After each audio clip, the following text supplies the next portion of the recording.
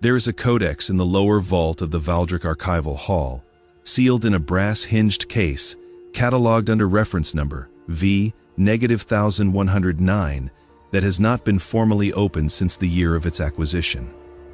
The acquisition date stamped on the outer case reads Year 1 of the Restored Order. Inside, according to the intake record filed by the receiving archivist, is a liturgical calendar predating the restoration by what he described as a considerable but unverifiable margin.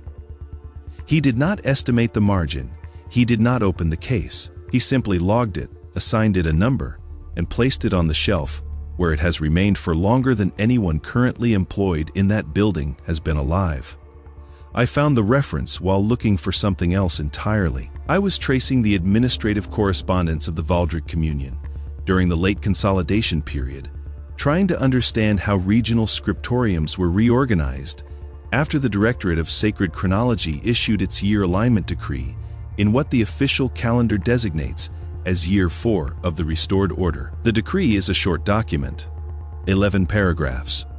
It establishes the new calendar, designates Year 1 as the beginning of recorded ecclesiastical time, and instructs all affiliated institutions to align their internal records accordingly.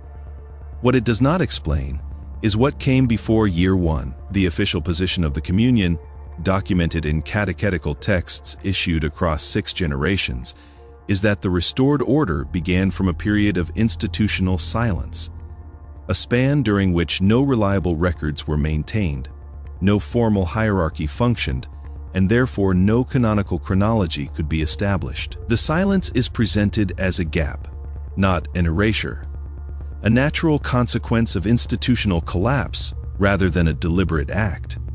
The Directorate's year alignment decree simply acknowledged that gap and established a new starting point from which accurate records could be kept. That is the official account, and it is, in isolation, reasonable. But here is the detail that first made me pause.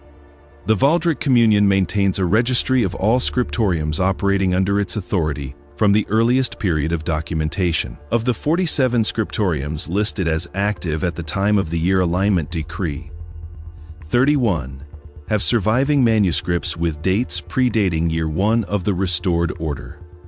These manuscripts are not hidden. They are catalogued. Several are referenced in academic surveys of early communal literature. They exist in the same archives that maintain the official position that no reliable records survive from before the Restoration. Individually, each of these seems like a clerical inconsistency. Archival systems are imperfect. Dates get miscopied. Old manuscripts get misdated together. They form something harder to set aside quietly. The manuscripts that predate Year 1 share a peculiarity. Their internal dating systems do not align with the communal calendar in use at the time of their creation. They use a different counting system entirely, one that scholars of early Valdric institutional history refer to informally as the Elder Reckoning. The Elder Reckoning counts from a fixed astronomical event, specifically the first observed transit of what early texts call the Pale Crossing, a celestial phenomenon recorded in at least 9 independent documents across the pre-Restoration period. Under the Elder Reckoning, the documents that predate Year 1 of the Restored Order are dated to a span covering approximately 200 years before the decree was issued. 200 years that, according to the official calendar, do not have a name. The Directorate of Sacred Chronology was established in Year 2 of the Restored Order, 1 year before the year alignment decree it would eventually issue. Its founding mandate describes its purpose as the maintenance of accurate and unified temporal records in service of doctrinal coherence. And this is where the pattern becomes difficult to explain away. In Year 6 of the Restored Order, the Directorate issued a secondary circular to all affiliated scriptoriums. The circular instructed each institution to conduct an internal review of its manuscript holdings and to forward to the Directorate any documents whose dating or provenance could not be verified against the canonical record. The circular specified that such documents were not to be destroyed, but rather transferred to central holding for archival preservation and scholarly assessment. I searched the Directorate's transfer records. Between year 6 and year 11, 41 scriptoriums submitted documents in response to the circular. The intake logs record them under a collective heading: Pre-Canonical Holdings, pending review. The review status column is blank for every entry, not marked as reviewed, not marked as pending, simply blank. One handwritten annotation appears in the margin beside the submission from the Muret Scriptorium, one of the oldest institutions in the Communion, its founding date acknowledged by the registry itself as predating year 1 by approximately 2 centuries. The annotation, in an unidentified hand, reads, "These predate the decree. Unclear how to classify." It is dated year 8. There is no follow-up notation. Approximately 2 centuries. The same margin as the sealed codex. The same margin the year alignment decree quietly declined to name. Now here is where the testimony becomes interesting. Among the papers donated to the Archival Hall by various Communion administrators over the generations, there is a collection of personal journals kept by an archivist named Tessaly Vorn, who worked in the hall from year 44 to year 79 of the restored order. Vorn was not a senior official. She was a cataloging clerk who spent 35 years processing, organizing, and maintaining the hall's lower vault holdings. Her journals were donated by her family after her death and are publicly accessible, though rarely cited in formal scholarship. Vorn wrote about her work with the precision of someone who had spent decades noticing things that official records did not acknowledge. In an entry dated year 67, she described opening a misdirected delivery crate and finding inside a collection of loose manuscript folios that matched no catalog entry. She described them as written in an older hand than I have encountered in the Pre-Canonical Holdings, and as records of governance, not liturgy, lists of names, decisions, transactions. She spent 3 days attempting to match them to any existing entry before reporting them to her supervisor. Her journal records the outcome in a single line. Supervisor took the folios, said they would be sent for assessment. I was told not to log them formally, as I had not yet confirmed their provenance. The folios do not appear in any subsequent catalog entry. Tessaly Vorn does not mention them again. Alone, this might be administrative caution. An uncatalogued document, handled through informal channels while provenance questions are resolved. But Vorn's journal contains 2 other entries, separated by 11 years, describing similar incidents. In year 58, she found a bound register shelved among damaged materials awaiting disposal. It contained what appeared to be population counts organized by a dating system she did not recognize.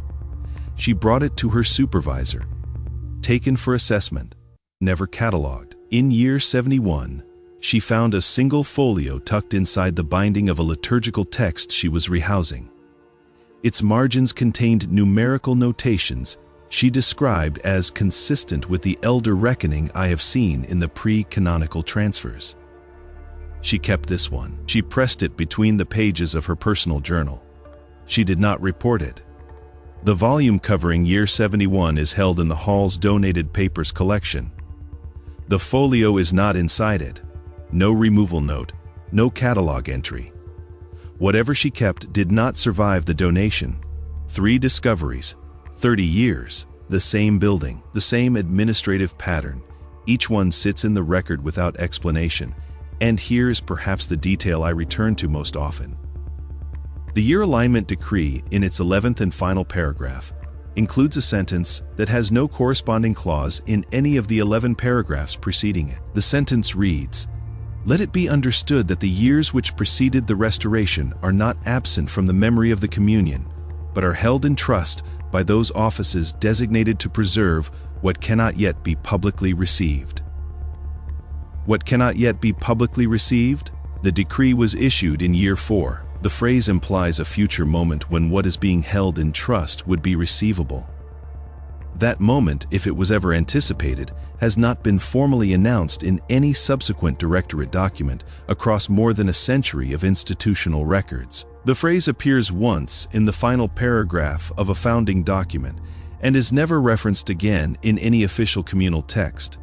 I searched the Directorate's archive for any document using the phrase publicly received in the context of pre-canonical materials. I found one, an undated internal memorandum filed under a miscellaneous heading with no author listed. It consists of 3 sentences. Certain holdings remain in restricted access pending conditions of institutional readiness. The relevant holdings are catalogued under a reference system, not integrated into the general index. The 3rd sentence says only, no timeline for release has been established. The Archival Hall's general index contains no reference to a parallel catalog, no mention of a secondary reference system, no acknowledgement that certain holdings are indexed under a different structure. What I was able to locate was the sealed codex in the lower vault. Reference number V-1109. The one catalogued on acquisition under the note. A liturgical calendar, predating the restoration by a considerable but unverifiable margin. The one the receiving archivist did not open. The one that has remained sealed since it arrived. The intake record for V-1109 lists the document's origin as transferred from Directorate of Sacred Chronology Holdings during administrative reorganization, year 89. Year 89 of the restored Order 80. 5 years after the year alignment decree, 85 years after the Directorate was founded to maintain unified temporal records. A document from the Directorate's own holdings, transferred out during a reorganization, catalogued once, sealed, and not formally reviewed since. The receiving archivist who logged it retired 2 years after the acquisition. Her retirement file contains no further reference to V-1109. The codex is still there, brass-hinged case. Reference number stamped on the outer seal, catalogued under a margin that was described once by a clerk who chose not to estimate it as considerable. The Valdric Archival Hall is open to researchers 4 days a week. The lower vault requires advance notice and written application. The general index is searchable online. The secondary catalog, if it exists, is not. The sealed codex sits in its case in the lower vault, catalogued, waiting.